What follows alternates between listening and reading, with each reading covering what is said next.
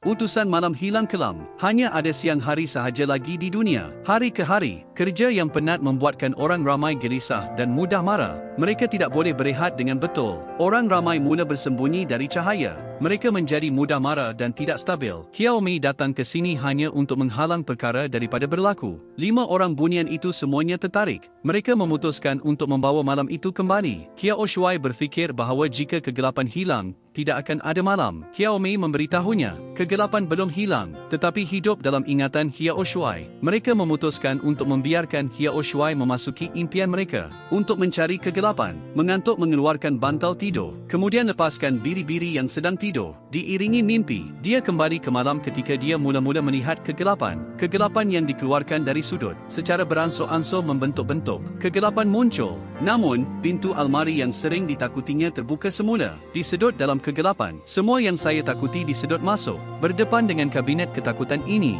Xiao Shuai berasa tawar hati. Xiaomi memberitahunya, inilah yang paling ditakuti oleh Xiao Shuai. Dia mesti mengatasinya sendiri. Lihat kegelapan yang akan disedot ke dalam lubang hitam. Mei Meng menilitkan tali di pinggang Xiao Shuai. Xiao Shuai melompat ke dalam lubang hitam. Dia menyambar cat hitam itu, tetapi tali itu tidak boleh menanggung berat 2 orang. Terputus secara tiba-tiba, kehitaman disedot masuk. Lubang hitam hampir ditelan. Xiao Shuai mesti dikejutkan untuk menghentikan segala-galanya. Tetapi pada masa ini mereka, tidak kira apa yang saya lakukan, saya tidak boleh membangunkan dia. Xiao Shuai terbang secara senyap-senyap, menyedot semua bunyi mereka. Dekat ke telinga Xiao Shuai, berbisik perlahan. Xiao Shuai yang disedot separuh jalan ke dalam lubang hitam. Saya mendengar suara yang tenang. Segera bangun, kegelapan muncul di bumi. Malam yang indah datang lagi. Xiao Shuai juga menemui buat kali pertama.